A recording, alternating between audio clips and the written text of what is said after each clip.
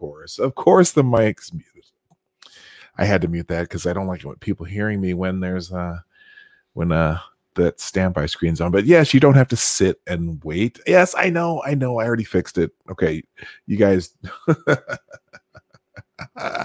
Good morning. Welcome to the Morning Night Live with your host, P-Dog Knight, on a Sunday, a rare Sunday. Yes, it is me. It's really me.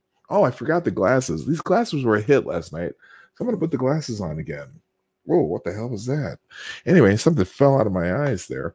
Yeah, I just was up this morning and my family's not up yet because my wife was up late last night and I wasn't because I was too tired. So I went to bed. And so now it's not even bright and early. It's 10 in the morning here, but I've been sitting listening to Alex all morning and I listened to Polly this morning and I heard Monk in another stream. And, it's just, it's all over the place. Wait a minute. What? Who sent me a link? Wait, he sent me a link. I sent him a link. Oh, no, that's from a long time ago. That's from 2 seconds ago. Okay, it's just, it's confusing. Anyway, welcome. And, you know what I didn't do? I didn't play the intro. So here, let's see. Is this the intro? I don't even know which one's the intro. Let's see if this one's the intro.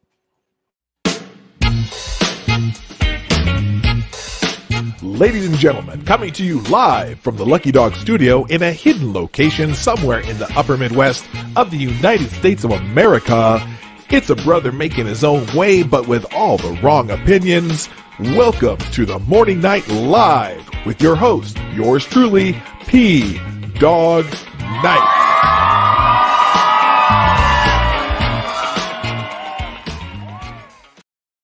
Okay, so that one ends a little more abruptly than my other one. But hey, first of all, let's say hi to who's here because I'm glad that you are. Good morning, Della Hayes, who gets the bell for being here first. Good morning, Tyler M, Diesel Dave, C. Thomas, C-Tron, Joys of Sorrow, and Straight Sith Male, who are in the chat. Quinn, the Cultist, Pincalo, the Driving Ape Man. Hello. Good morning, Check Your Logic. How you doing? And good morning, everybody. So today's just going to be a little bit more fun. I'm not going all political and too much topical. I'm just, hey, Zombie Teddy, what's up? You know what? I wore these yesterday on my impromptu stream, and since it's unlike me to be here on a Sunday, I figured I'd just make it look a little different than normal. And so the glasses are just, I don't know what I'm doing with the glasses. Oh, and the gayest person on YouTube is here too. We won't say who that is. Oh, wait, it says the gayest person on YouTube, so I don't even have to tell you. All right, so this morning I decided to have some fun and just have some funny stories and see if any of the people I invited show up. I mean, it's weird because I got a link here. Okay, this is the link there, and there's a link there that I sent him. I don't know which is which here. This is November 13th. This is 10:09 a.m., 10:10 a.m. Okay, who knows? I may go over there later. But anyway, good morning, Rolling Bear. How you doing? So I just decided that I'm just going to dig up a bunch of fun stories today, nothing too serious, and we can have a good laugh. And some actually, there's a couple of the stories are actually heartwarming. But I don't know if you saw my thumbnail. And I just thought it was funny, so I used it as a thumbnail. Let me see if I can pop that up here as soon as I figure out which. Okay, we're on this one. Let's go to pictures. And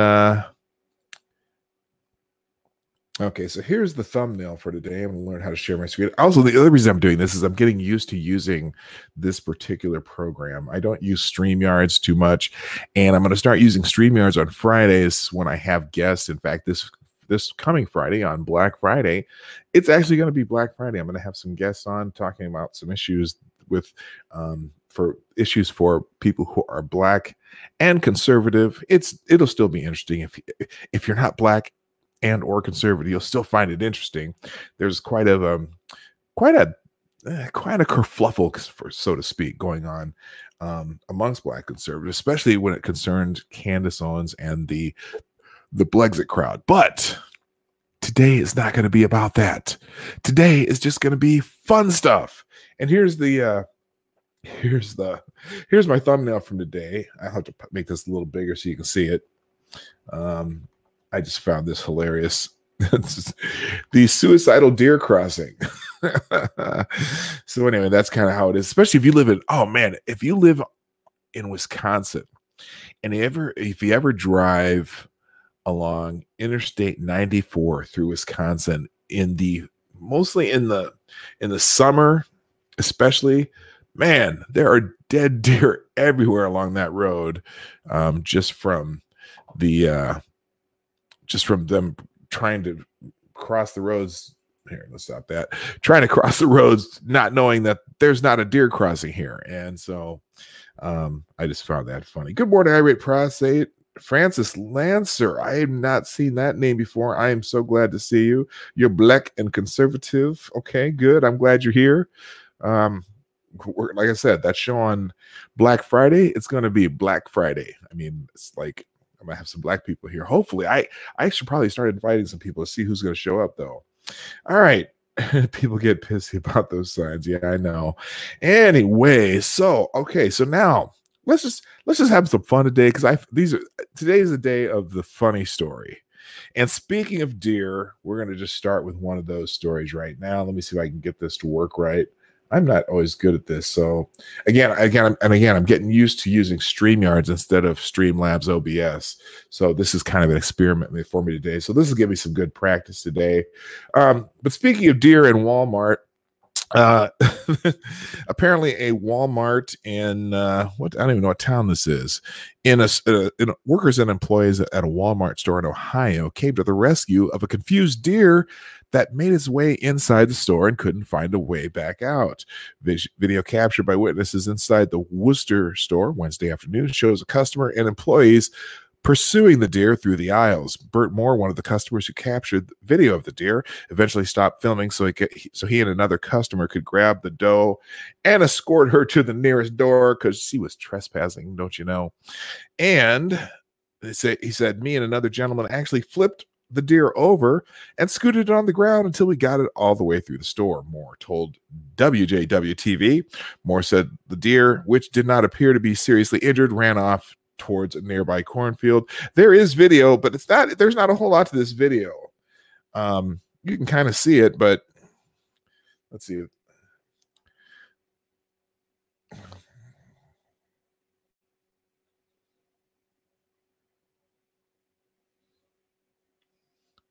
Okay, so this dude already put his camera down. I'm just going to tell you right now, this video is not very good. I'm not going to continue watching it because you really don't see what's happening. But I just think it's funny that a deer got it into a Walmart. Although, you know what? You know the deer is not the worst thing that makes it into Walmarts. You've seen the pictures all over the internet. Some of the crazy people that go into Walmarts. Oh my goodness. Also, let's see. Oh, the other thing I got to do here. Now, wait a minute. I got to figure out how to do this thing too, because I want to be able to see if I have any Streamlabs here. I should probably keep track of that. Oh, I got to turn this off. Don't need to share that. Let's go. I'm going to put this over here just in case. All right, let's minimize that and put it behind there. Oh my gosh, this is a pain in the butt. Okay, let's try this. Again, this is an experiment for me today to try to keep up some things that I try to do there. There we go. All right. So there I can keep track of anyone does any donations today. By the way, the Morning Night Live is brought to you by you, the viewers of the Morning Night Live. If you like what we do here, make sure you hit the like button at some point during the broadcast. And the most important thing you do for me is share the video. You can hit that share arrow, which is somewhere down here. And if you want to do donations or super chats, I don't have super chats. So you can go to the Streamlabs link, which is in the description down below. It's down there somewhere. You can find it. And also it shows up in the channel. So, oh, there you go. My Streamlabs, my Streamlabs link shows up in the chat because I have my Streamlabs moderator working overtime to make sure that you have an opportunity to support this channel. So if you like what we do, click that link and do your thing. But it's not required. We're here for free. Good morning, Diesel Dave. I didn't see you come in either. I think I said hi to Irate Prostate. And okay, we're going. Let's check some more stories though, because I got a whole bunch of these kind of there's humor stories. Now this is not necessarily a funny story, but I just thought it was kind of heartwarming, so to speak. Every once in a while you got to see a heartwarming story. And every year, millions and millions of children all over the world, well, they write letters to Santa, right? Well, apparently the postal service is trying to accommodate some children by coming up with, let me hit that screen. Come on, click there. There you go. New post office programs let you adopt a low-income kid's letter to Santa. And I do have one question when we get to the end of this article, but let's check this out. So, feel like being a saint this holiday season, specifically Saint Nick?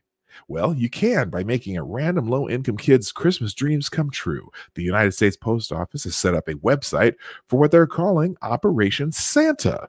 It's one of the best Christmas charity ideas ever. All right. The premise is simple. Every year, the U.S. Postal Service gets countless letters to Santa from many kids whose parents aren't able to make their wishes come true. Now, the post office is letting people adopt a letter and send presents to the family based on the Christmas list the kids send to Santa. Are you crying a little? I'm so verklempt. All right, so the U.S. Postal Service set up a website here. There's a website here. In fact, I'm going to put that in the chat if you're interested. I think this is a great idea. Now, my only problem is that how do they know which kids are low-income kids? I haven't quite figured that out. But there you go. Yeah, what's the catch? That's what I'm wondering. There's a link to this Operation Santa website where you can adopt a letter, or if you're a low-income family, where you could submit your kid's wish list and you can pick whatever letter you want. Find a letter that speaks to you personally if you want. Maybe you too were once a kid from Cleveland whose parents couldn't afford a new baseball glove, so you had to play with one that looked like it had been discovered in an archaeological dig 1,000 years in the future and was slowly causing your hand to break because you played third base. Or you could just grab a random letter. Then simply go out and shop for the kids, ship their stuff. Just make sure it's on the way by December 20th. Is there an actual cooler holiday charity than this? Every kid should have a great Christmas every year. We should maybe toss that into the Bill of Rights. Okay, this is an editorial, obviously. But not only that, this is an insanely easy way to be a great person. You barely have to get off the couch, and you can still score roughly 1 billion heaven points. God loves Christmas, I heard. Plus, shopping for kids is a blast. So if you're thinking about doing a little holiday charity this year, the United States Postal Service is pretty much the best option ever. It's easy, it's fun, it's for the kids. This article is annoying, but it's a great idea. So there you go. I put that link in the chat if you're interested in doing that. I think it's a pretty cool idea. But again, the biggest question I have is, okay, I'm pretty sure that rich kids write letters to Santa too. How do you know the kids are poor?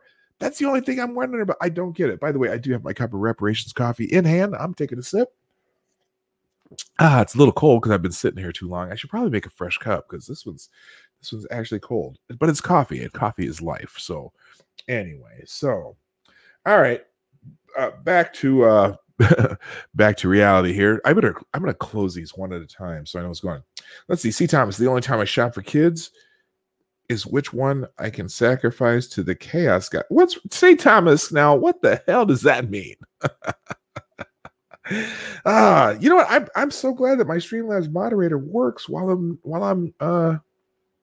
not whatever I'm doing here. I don't know. All right, so I got to keep track. Today's the 24th. I got to watch this thing down here. All righty then. So let's see. What else do I got here? Like I said, it's just Sunday Funnies Day. Funny stories, things that go on. And again, it sounds nice, but it gives them access to the kid's name and address. It's abusable. Ooh, I hadn't thought of that. Gosh, I had not. It has a little social autopsy feel to it, doesn't it? Yeah, wow. Joys of Sorrow. That is interesting. I don't know about that.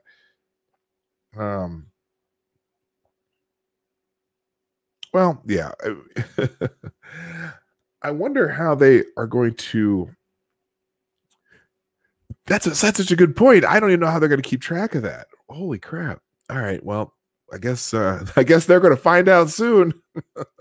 That first lawsuit, that'll be the that'll be how they know. All right, let me move it. I'm going to move that website way over there because I do want to keep that track of that tab. All right, so oh, now this one I just thought was wild. Okay, and it's a minute video. You're not going to be able to hear the sound, but you know, there's this road that they call the Death Road. Okay, and I'm not sure where is the Death Road. The Death Road doesn't even say where it is. But these dudes decided that they're gonna, those longboard skateboards. These dudes decided to skateboard on the Death Road. And this is crazy. I should probably put some. Oh, you can't hear my music when I do this either. See, that's the thing. The reason I like using OBS is because I can figure out how to pump music in, and you get the sound from my desktop and everything. I don't think you're going to get it in this. I'm going to have to get a sound. I'm going to have to find a way to bring my sound in all through my microphone. But then I'm worried about echoes. But anyway, here's the Death Road. It says they called the Death Road. Sure, why not longboard on it? I'll full screen this and you can check this out. This is kind of crazy. So I know you can't hear the music unless tell you what, if you can hear the music on this, let me know. So this is some beautiful footage they got going here, and they got some nice music going in the background. Okay, they're speaking in some language I can't understand, but you can read the captions. There's a dog. There it is. That's the Death Road.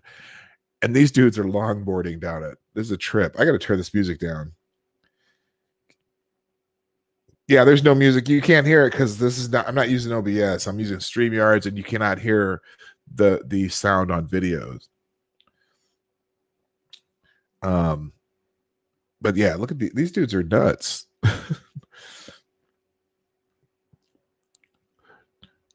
And you'll see when they get to some of these hard turns, they got to turn their boards to slow down for some of these turns. I'm just like, this is crazy.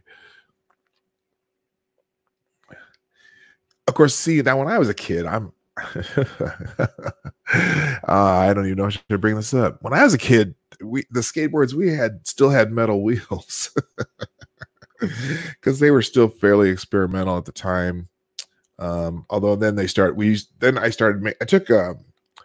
a pair of roller skates apart and made a skateboard out of them with some softer rubber wheels that you'd have at the skating rink. And someone thought, oh, that's a great idea. So anyway, yeah. So this is the Death Road. It's kind of fun with the music, but then I'd get a strike. But yeah, some of these turns are like hairpin turns. They're just like sliding around these things. Okay, obviously these are very experienced professional skateboarders. But anyway, so I just thought that was pretty cool. I'd bring that up today. It's probably more interesting with the music, but yeah. Anyway, all right. So that's that. Hang on. Let's escape there. So that's the Death Road. Oh, it's in Norway? Okay, somebody knows where that is, huh? I don't know. It's a beautiful site. I mean, it'd be fun to I was going to say, ride that road on a motorcycle or a convertible or, even on a bicycle, but you'd be on your brakes the whole time on a bicycle. Anyway, what do I got here? Someone is... Okay, what's the message here? Hang on a second. Someone's trying to message me. Okay, it doesn't matter. I'll figure it out later. Oh, it went away. Oh, I do it. Oh, this is from Irate Prostate. I do an interview show on Sunday afternoons called The Ice Cream Interviews. Okay, cool. And okay, this is from Irate Prostate is messaging me. I'll check your message here in a second, Irate. Oh, I'm invited to join you. If I can, I will. Sunday afternoons football time in my house, but Send me a link. I may be able to do it. I don't know what the wife has planned today. She's not up yet, and sometimes it takes that. But I'll happily do that if I'm available. All right. I'll hit you up later. All right, I will do that. Cool. Sounds good. Irate. All right, moving on. Let's go on to another story here. Let's see. Was that? Oh, this is an interesting story. And I just, do I want to go through the whole thing? It's kind of long, but you know what? This is kind of an interesting story just from, just an old story from the past. So this dude named Thomas Kirkpatrick is an amateur pilot back in the day who drunkenly landed a plane on a New York City street twice.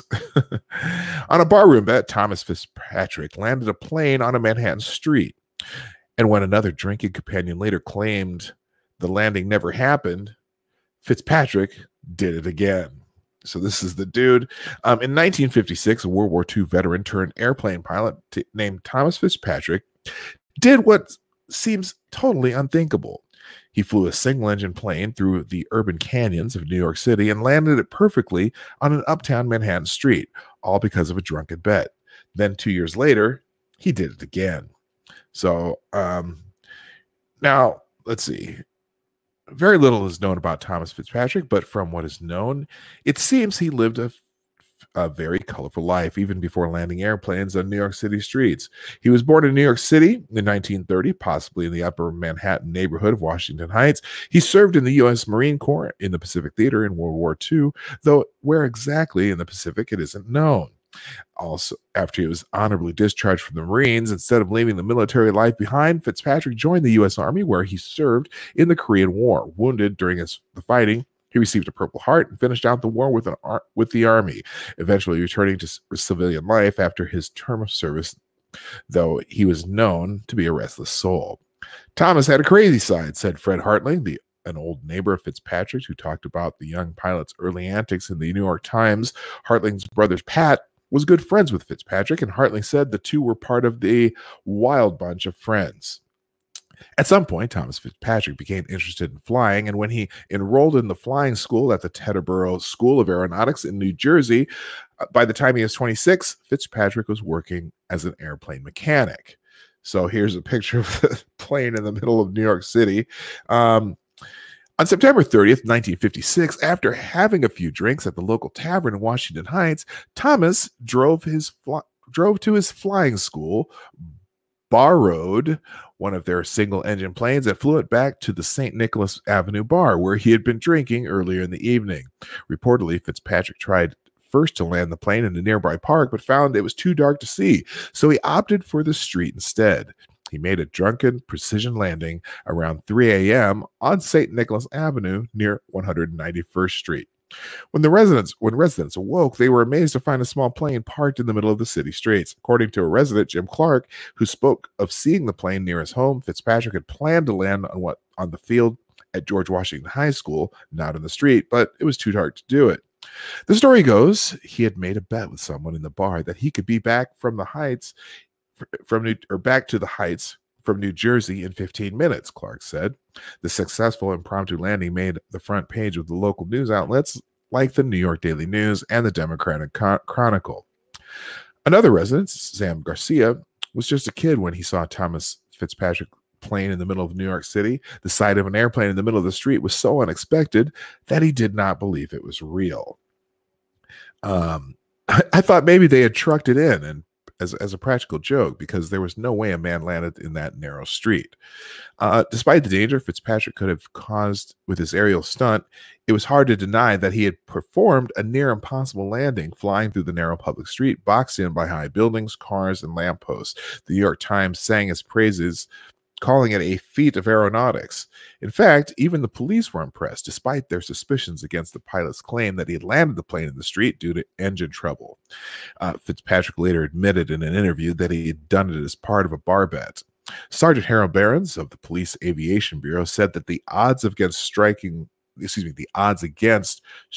a landing like that were 100,000 to 1. But 2 years later, he did it again. Okay, cool. But that was not the last of the Daredevil pilot. On October 5th, 1958, just 2 years after the first aerial stunt, Thomas Fitzpatrick landed another aircraft on a Manhattan street.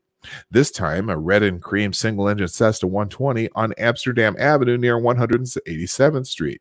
Just like the first time, Fitzpatrick flew the plane smoothly onto the streets of the city as if it were an aircraft tarmac. He performed a second aerial stunt after an unknown man from Connecticut didn't believe Fitzpatrick's story about his first Manhattan landing, though the alcohol he had been consuming certainly played a role. It's the lousy drink, he told the New York Daily News at the time. Unfortunately for Fitzpatrick, he performed his landing without a valid flying permit and admitted to investigators that he hadn't renewed his pilot's license after it was suspended following his first stunt. I never wanted to fly again, he said, but fly he did, if only to prove his new drinking buddy wrong. He said they drove together to Teterboro, where Fitzpatrick picked up the single-engine plane that was sitting on the tarmac. This time, however, several witnesses saw his Daredevil landing up close. John Johnson, a local carpenter, was riding his motorcycle in the street just before he had to pump the brakes just to avoid colliding with Fitzpatrick's plane. So anyway, and then another eyewitness was a bus driver, Harvey Roth, who was sitting in his parked bus when Fitzpatrick flew right over. He instinctively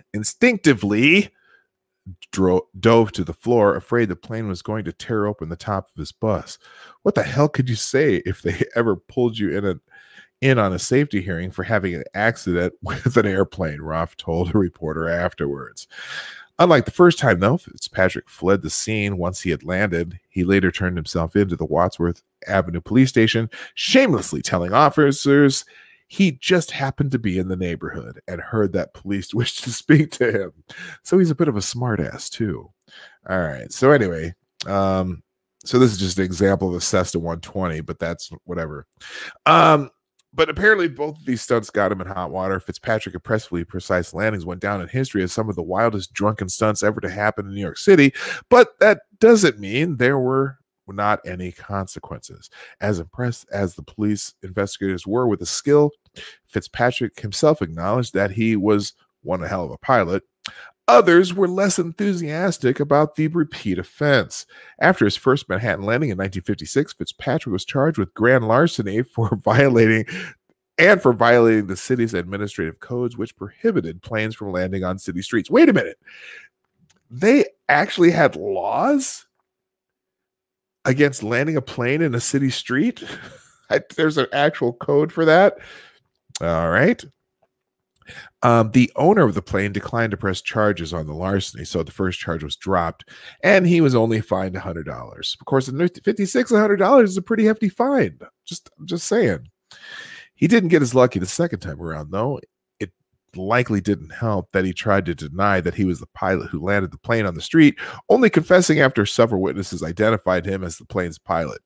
At his arraignment hearing in 1958, the magistrate said that Fitzpatrick had come down like a marauder from the skies. After his second landing, Fitzpatrick was charged with grand larceny, dangerous and reckless operation of a plane, making an unauthorized landing in city limits, and violation of Civil Aeronautics Administration regulations for flying without a valid license. Judge John A. Mullins sentenced him to 6 months in jail for bringing the stolen plane into the city. Had you been properly jolted the first time, Mullen remarked during Fitzpatrick's sentencing, it's possible this would not have occurred a second time. Criminality aside, and despite the damage that Fitzpatrick's stunts could have caused, his superb flying capabilities were still what everyone wanted to talk about. So anyway, let's see. It was a wonder you had to be a great flyer to put that thing down so close to everything, said Hartling. Mostly forgotten amid the long and extensive history of New York City, Fitzpatrick's stunts have yet to be matched, and given the extent of aviation security around the city after the September 11th terrorist attacks, they likely never will be. As for Fitzpatrick himself, he worked as a steam fitter for 51 years, settling down with his wife Helen and their 3 sons in Washington Township, New Jersey. He died on September 14th, 2009 at age of 79. So pretty amazing. When was this article written? The article is from, let's see if there's a date on the article itself. Yeah, November 19th, just a few days ago. That's when the article's written. Only second to Harrison Ford walking away from his own plane crash. Yeah, I mean, I don't know that it's unheard of to walk away from a plane crash. Sometimes they'll call it a crash landing. But yeah, Harrison Ford's was pretty nasty. I'm surprised he made it through that one. All right, so that's the story of the day. What else we got going on here in the chat? Early winter cleaning and P-Dog. Hell yeah. All right. I appreciate you, Seamus. How you doing? Just real quick here. I want to take a quick look here. All right. So again, like I said, if you're just joining in today, we're just doing some funny stories, some heartwarming stories, just stuff, anything, nothing political today. Although, since we're thinking about Thanksgiving, which is late this coming Thursday in the U.S., I do have one Thanksgiving story, and that is actually, this one's kind of funny. I just saw this table chart.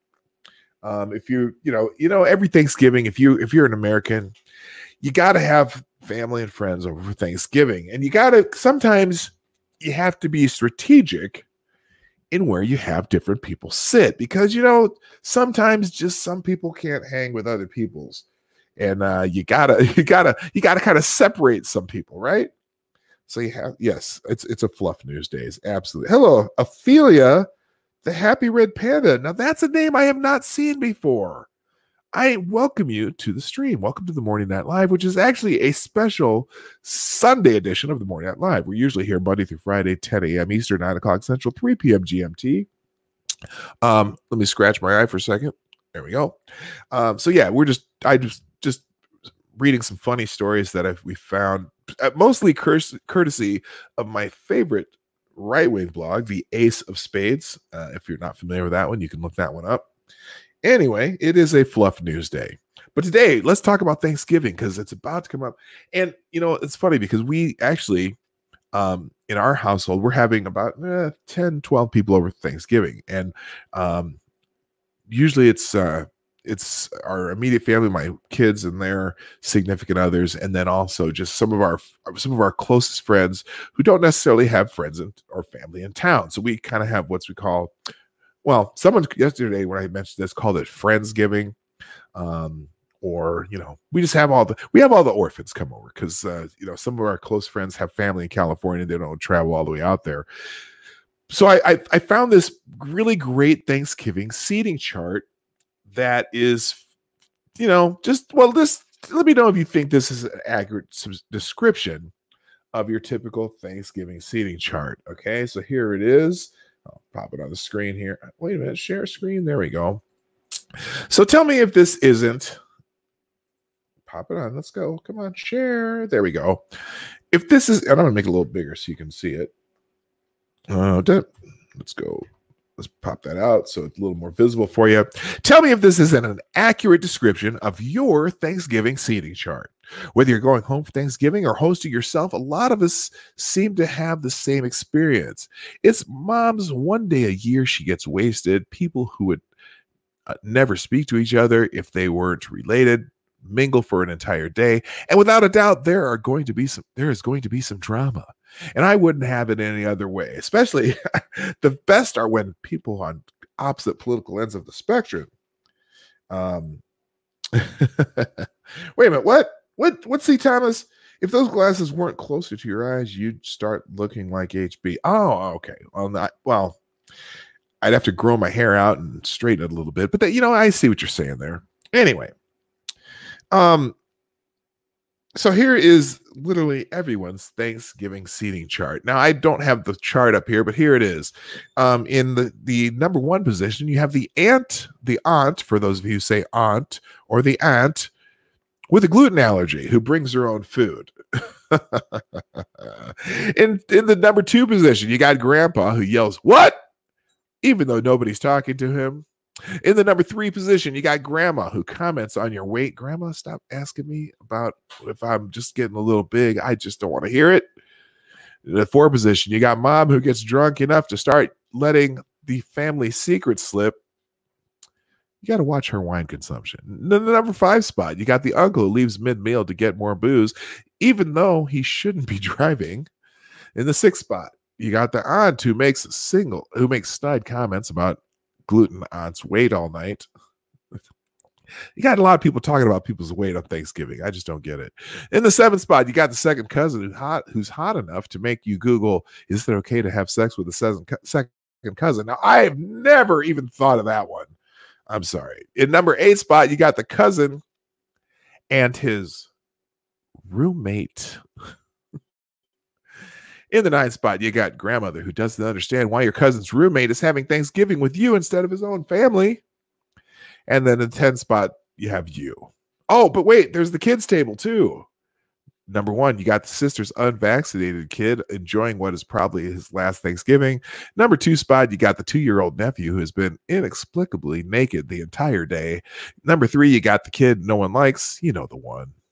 And in the 4th spot, you have that in-law who wants to tell everyone about his business opportunity and is sitting at the kids table because of that. So there you go. Oh, you're the prophet of drug. You're the number 5. You're the uncle who leaves mid-meal to get more booze, even though he shouldn't be driving. All right, there you go. So yeah, there you go. There's the whole thing. Good morning, Francis Lancer.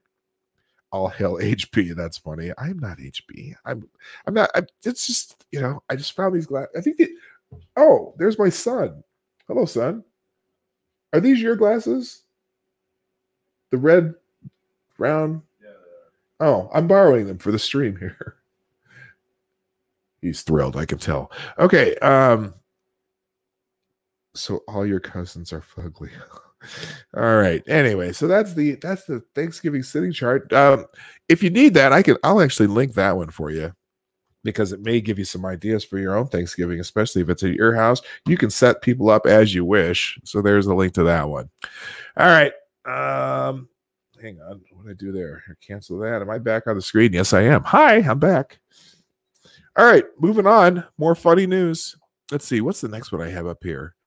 Oh, dude. So obviously it's Thanksgiving, and because it's Thanksgiving, a lot of people, in fact, my next door neighbor started putting up his Christmas lights yesterday because he wants to be prepared. He wants to have the Christmas stuff ready the very day after Thanksgiving. And that kind of happens in my house too. I mean, the Black Friday, besides being a day that I'm going to stream with some fellow people of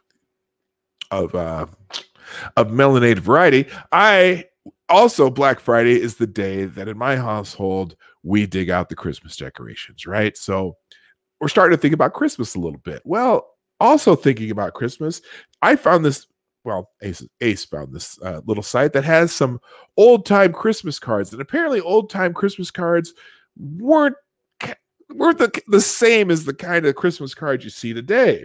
And I've never seen this kind of stuff before.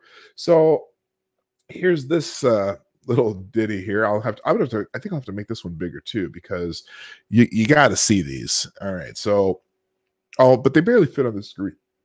Well, we'll just do it like this. So apparently old time Christmas cards were horrifically weird. Nowadays, the holidays are a time for family gatherings, drinking or hating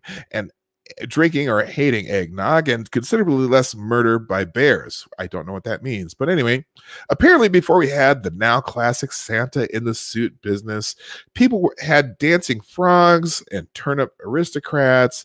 And for other surprising old-timey stuff, there are also some cool vintage life hacks from forever ago. So let's look at, okay, so now I don't know who this is, Blix Rabbit. When cheap postage stamps came out in the 1800s, suddenly people could send Christmas cards. Since the medium was new, the visual language didn't really exist yet. Their symbolism is all over the map, and it's fantastic. So here are some of the vintage Christmas cards that people had. Now, I cannot figure this one out. So you got the stork and a donkey painting, whatever that dude from PBS style, and Merry Christmas. Get anybody? And look at the donkey slippers got long. Oh, that's a kangaroo.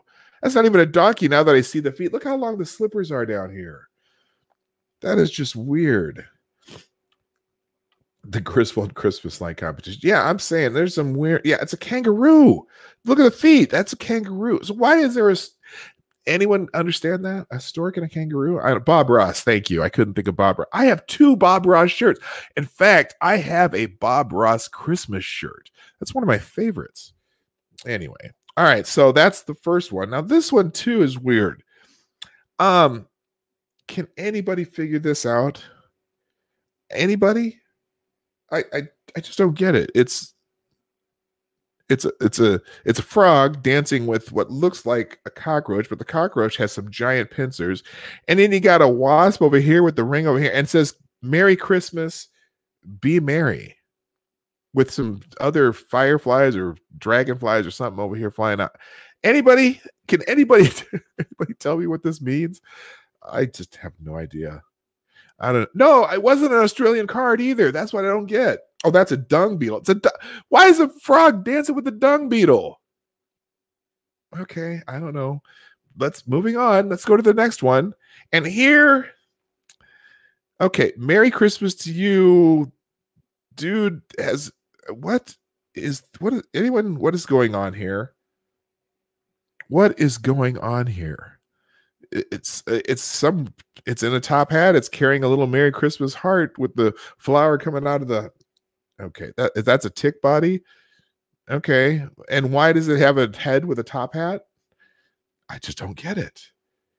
All right, and okay, here's one, Grub von Krampus, which is Merry Christmas. But what the hell is going on here? It's Krampus. Yes, I see it's Krampus, but I mean, look at her face. She looks very concerned, and she is in tears because Krampus is scary. Okay, I'm not familiar with the Satan Claus. I'm telling you, that's a good one. Oh no, you said Zombie said he says Satin Claus. I'm pretty sure you meant Satan, but yeah. Oh my goodness. Krampus comes along to take away the naughty children. Well, why would you greet somebody with a Christmas card with that? Is that what it is? Krampus? Is that what? Okay. I get. Oh, that's why she's concerned, because she's concerned if Krampus is going to take her. Clearly, this girl is naughty, and this girl is questioning. I just don't. Oh my goodness. All right. Oh damn, you autocorrect. Okay, it's pronounced Gruß von Krampus. Okay, Gruß von Krampus.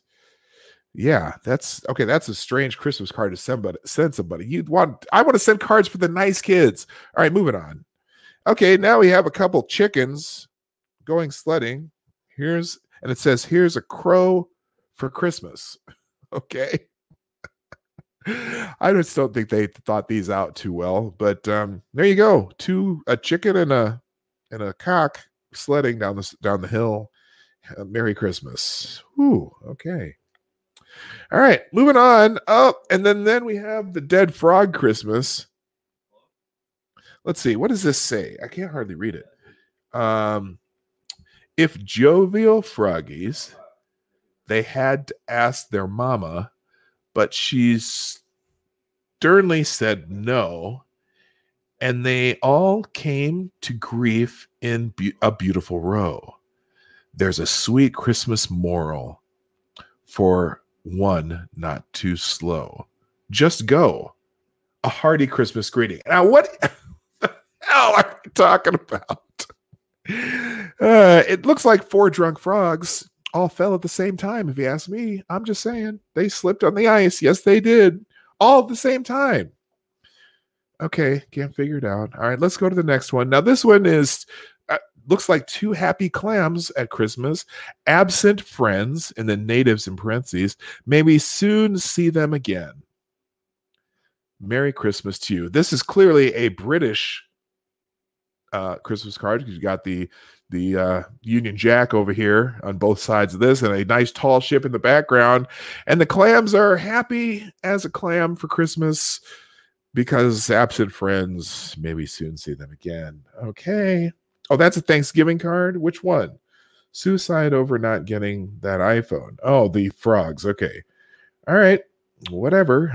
I can't quite figure this one out. All right, moving on. Oh, and this is a good one. This is the kiddies in the row watching the movie, and it's the best wishes of the season to you. And then we've got this crazy dude getting ready to kill the goose. Oh man, this one's a horror show. Holy Moses. What a great movie to show the kiddies, though. These jokes would be funnier if they had a voice. If I had a voice. Oh, okay. Oh, that's okay. This guy, but yeah, let's go kill the Christmas goose.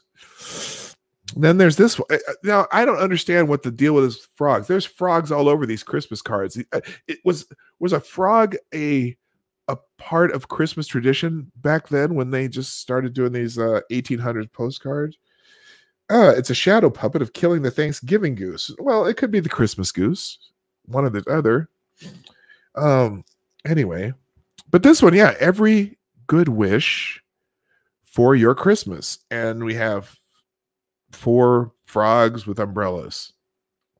That seems very holiday and festive to me. I don't know about you, but the frogs in boots carrying umbrellas, yes, that screams Christmas to me. Okay. Oh, and then we have the flower of the little girls, flower head girls, a happy Christmas. Okay. Oh yeah, 4 frogs is a theme too. Well, the one frog was dancing with the dung beetle, but these aren't frogs. These are little girls' heads coming out of flowers. That's kind of something right out of Alice in Wonderland, if you ask me. Never heard of the Christmas leap when the great frog prince jumped over the Rudolph? Yeah, I know. I haven't heard of that one. Hoping you're being facetious, but anyway. All right, let's check out another one here. Oh, yes. The polar bear with blood all around its lips grabbing a human. That's very Christmassy. And it says right here, a happy Christmas. Does this look like a happy Christmas to you? This didn't look like a happy Christmas to me. By the way, follow me on Twitter. There's a link in the chat as you speak. Follow me on Twitter if you're interested. And sometimes I'll put the stream out on the chat, or just subscribe and hit the bell and you'll get these notifications. What is happy about that Christmas? The polar bear that's already got some blood on its lips and looks like there's, I don't know about that. It's a meat popsicle. There you go. It's a meat popsicle.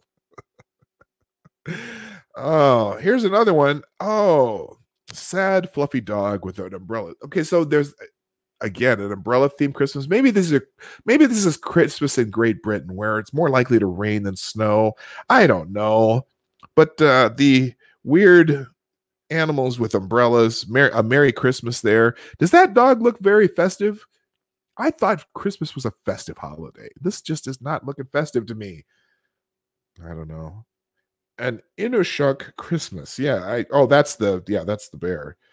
All right. So, let's see what else we got here. Okay, another one. Okay. Via Rabbit Thoughts. Okay, so this says with the compliments of the season.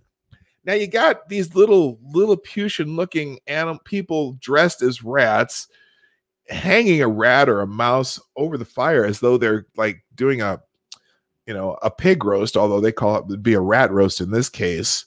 What? Okay. Anybody? Can you help me out here? Can anybody tell me what the hell's going on here? Is this from a book? Because it says with the compliments of the season. Now over here that says a Merry Christmas to you, and this, they had the dung beetle before. Over here to the right, is this the dung carrying an umbrella and then a top hat? I don't know. What? Yes, the Christmas rats sacrificing a fellow rat to Santa. Well, no, but they're not rats. If you look real closely, look, I'm going to make this bigger. Watch. Maybe I'm going to make this bigger. Let me try and make this bigger here. All right. So see, these are little tiny people dressed as rats. See that? They're little people dressed as rats. And then they got the rat here I don't think it's a sacrifice. I think this is a rat roast. This is a Lilliputian rat roast. Okay, that's what I think it is. I don't know. Go figure. Who ever thought of that to put on a Christmas card? But hey. Oh, wait a minute. Did I go too small there? What did I do there? Oh, here we go. I think I went one too small here. I'll get back to 100%. Oh, that's 110. Whatever. A Lilliputian rat roast. Who's doing a rat roast for Christmas? Well, the Lilliputians are. I'm just saying. All right. Next one. Now, this one, it looks like I don't understand. With many Merry Christmas greetings. We got an egg here with some arms and legs sticking out of it, but no head. Either it's decapitated egg hatching of a little kid, but that's not how that's okay. Let me just tell you something. Okay, this is a secret. This is a secret for those of you who are watching who may have children in the room. Although this stream was not made for children. I'm just telling you, it's not. But this is not how babies are made. They don't hatch out of eggs like that. That's not it. Okay, I don't. I don't get it. I don't get it. All right, then let's see. Are there any more? Oh, that was it. That was the last one. So the last one is the little baby hatching out of an egg, but it has no head. So somehow it got decapitated. And COPPA, yeah, I don't want to have a COPPA violation. I don't even know if what's weird is when you use StreamYards, you don't have a chance to click that button to say this is not for children. So I hope this doesn't show up for children because, well, then again, I'm not doing anything really risque. I'm not swearing. I'm not doing political stuff. And they were Christmas cards that at some point in history were for kids. So maybe I won't get in channel for this. You are not collecting data. You are fine. You're right. I am not collecting data. That's YouTube's problem. If they make this one for kids and someone gets worried about the little kid hatching out of the egg with no head because it got decapitated while it was hatching and it's on a Christmas card because the Christmas card was made for kids, I have nothing to do with it. That's YouTube's fault if they designate this one for kids. All right, let's go. All right. I thought that was kind of funny. Now let's find some. Now we do have some news. I do have some news, and I kind of enjoy this site Buster. Every once in a while, they come up with something funny, and there's a couple articles from Buster here that I'll pop out here. The first one is. Now, this is almost as good as some of those Florida man stories you hear. Here it is. Louisiana man 27 tells cops that the devil set him up in a meth case. Meet Franklin Redfern, the bug-eyed Louisianan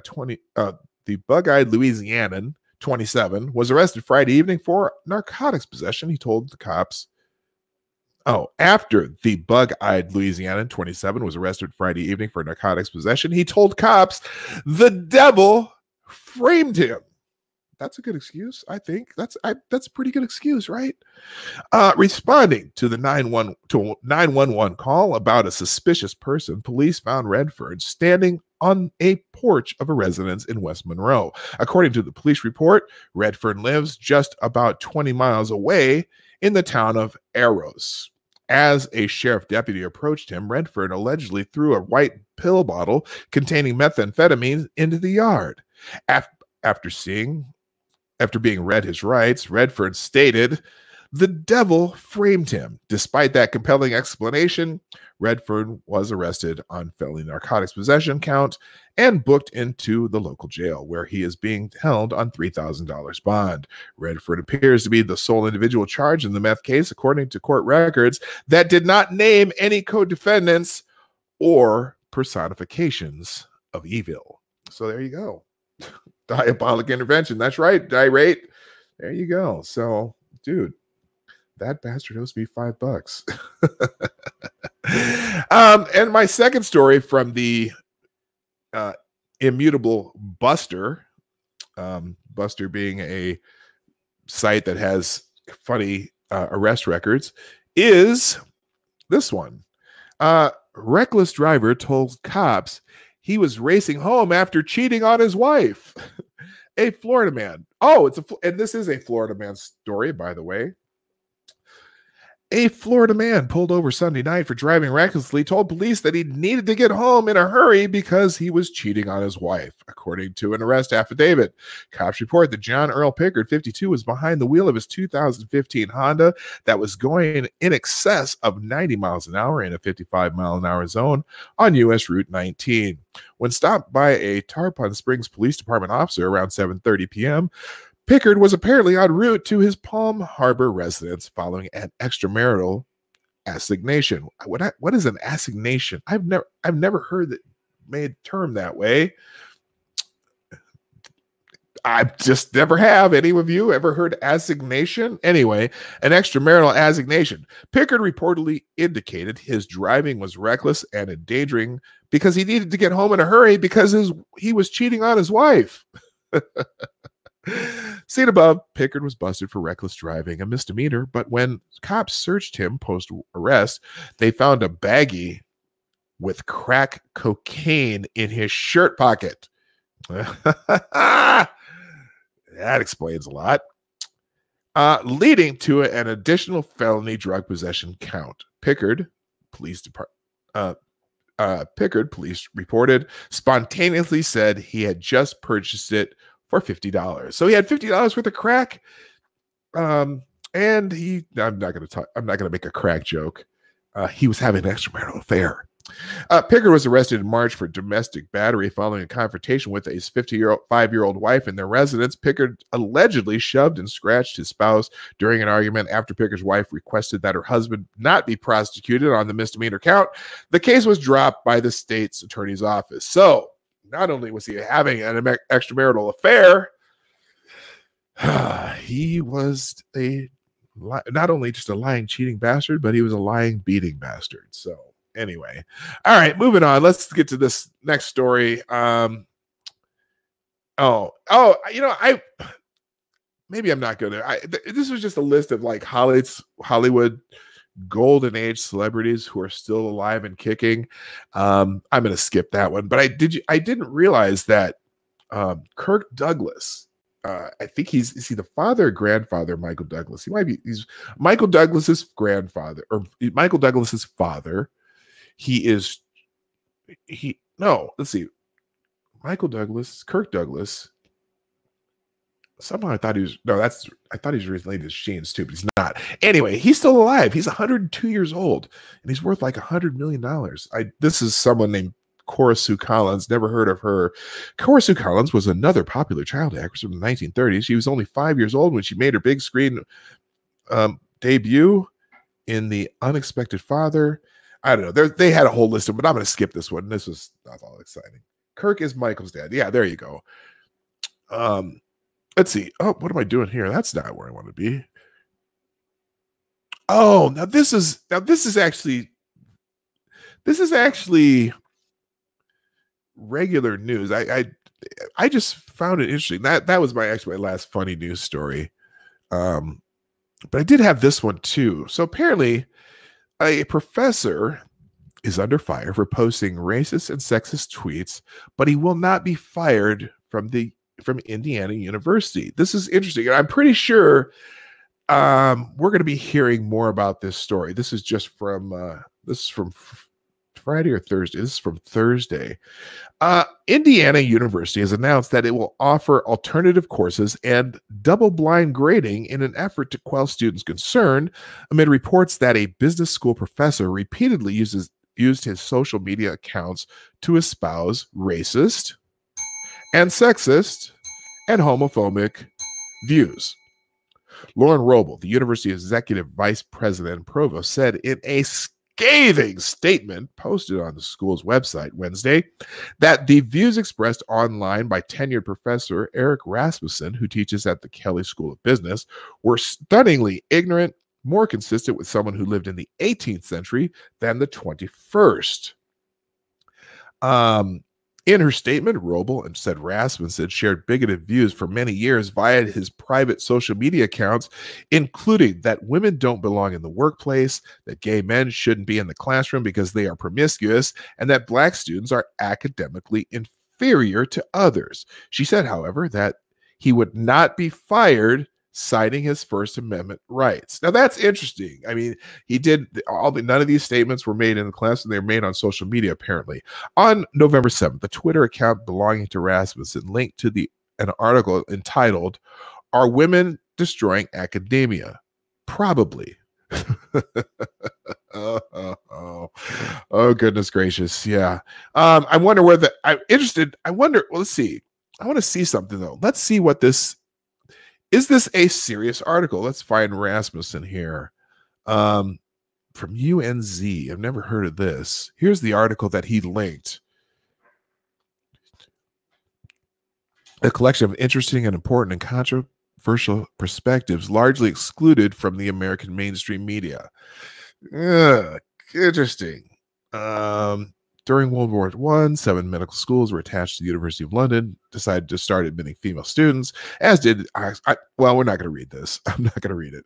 I'm just going to finish this article that we started. But that's interesting.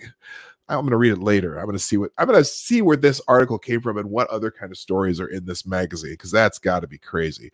Anyway, with the article link, the account tweeted a line from the piece saying, quote, "Geniuses are overwhelmingly male because they combine outlier high IQ with moderately low agreeableness and moderately low consciousness." Huh, that sounds like Jordan Peterson to me. You know, that's one of those things though that statistically, I mean, it sounds terrible, but statistically it's somewhat true. It doesn't mean that there aren't female geniuses. It's just that's a statistical statement. Because there's more outliers on both the high end and lower end as far as IQ in men and women. They have a broader range, but women in general have higher average, but on the outlier ends of the high IQ, low IQ, there's far more men on both those ends. So it's not necessarily, that's a statistical statement that can be proven. But anyway, whatever. Roble said that this post slurring women. Now, how does that slur women? Let's see. Let me read this again. On November 7th, the Twitter account belonging to Rasmussen linked an article titled "Are Women Destroying Academia?" Now, the "Are Women Destroying Academia" line, that's kind of dumb. That's stupid. There are plenty of outliers, females too, and there are plenty of smart women. They're not anyway. That's kind of funny. But the quote, "Geniuses are overwhelmingly male because they combine outlier high IQ with moderately low agreeableness and moderately low consciousness." Okay, whatever. The name of the article obviously somewhat slurs women, but whatever. All right. Let's see. Roble said that the post slurring women and recent others were then picked up by a person with a heavily followed Twitter account. Oh no! And shared on social media among students, staff, and faculty. Well, of course, it's going to do that. That doesn't shock me at all. Various officials, this is a quote, at Indiana University, have been into days with demands that he be fired. We cannot, nor would we, fire Professor Rasmussen for his post as a private citizen, as vile and stupid as they are, because the First Amendment of the United States Constitution forbids us to do so, she said. Well, that's somewhat refreshing that they understand what the Constitution is, but I wonder, they could. Of course, he's a tenured professor too, so that makes it harder for the university to fire him. Anyway, but he did this on his own time and not in his classroom. But I could see why students might be concerned, because especially depending on what he's out there. Well, anyway, I don't know. Here we go. Let's see. She said, "All of us are free to condemn views that we find reprehensible, and to do so as vehemently and publicly as Professor Rasmussen expresses his views. I condemn in the strongest terms Professor Rasmussen's view on race, gender, and sexuality, and I think others should condemn them. But my strong disagreement with his views, indeed, the fact that I find them loathsome, is not a reason for Indiana University to violate the Constitution of the United States. So that's interesting there. She assures students that they would not be forced to take Rasmussen's classes and that they would be provided alternatives. According to the school's website, Rasmussen, who has taught at the business school since 1992, is a professor of business, economics, and public policy, as well as an adjunct professor of economics. Robles said that Rasmussen would also use double-blind grading on any assignments, meaning the students would not be identified, and if that double-blind grading could not be used, the Kelly School would have another faculty member ensure that the grades are not subject to Professor Rasmussen's prejudices. Do they have evidence that he has ever done that? That's a good question, but I understand that's probably, if that's the student's concern, then maybe that's a good way to do this. That's a good way to proceed. And you know what? Probably shouldn't, violate his rights. I don't know. That's a tough one. That's a tough one. If other steps are needed to protect our students or colleagues from bigoted actions, Indiana University will take them, she said. So I guess my question is there any evidence that this professor took any bigoted actions? That would be more of a concern. I don't know. Because I guess I would have to look through specific statements they say he made too. The one there quoting that particular article could be academic exercise. I don't know. Who knows? In an email to students on Wednesday, Dean Heidi Kessner echoed Robles' sentiments, calling the remarks and beliefs tweeted by Rasmussen reprehensible, hurtful, and abhorrent. I'm going to go back to this. Let's go back to when the big James Damore controversy a few years ago. Many people thought of his so-called manifesto or Google memo, or whatever, as reprehensible, hurtful, and abhorrent, when actually, if you read the memo, it was more academic and well-sourced and whatnot. It wasn't what they described as an attack on women was exactly the opposite. And it was looking for ways to get more women attacked. So I just, I guess I'd be very, very interested in seeing more of what perhaps this professor was posting, and see if there's, a kind of an academic feel to it, or is he just a jackass? Which very well, and believe me, he very well could be just a jackass. There are plenty of jackasses in academia too, believe me. I know a few. Anyway, so this continues. While his stated opinions are at odds with our individual values, beliefs, and those of our institution, we cannot prohibit his freedom of expression in his private social media accounts. This does not mean that we are powerless to take actions that prevent any bias against students, other faculty members, and staff, Kessner said. Indiana University and the Kelly School are committed to our ethical responsibility to provide a workplace free from discrimination and harassment. We will take all necessary steps to ensure that students will not be harmed by the biases that could underlie the judgments of this professor. Good for them. I mean, you know what?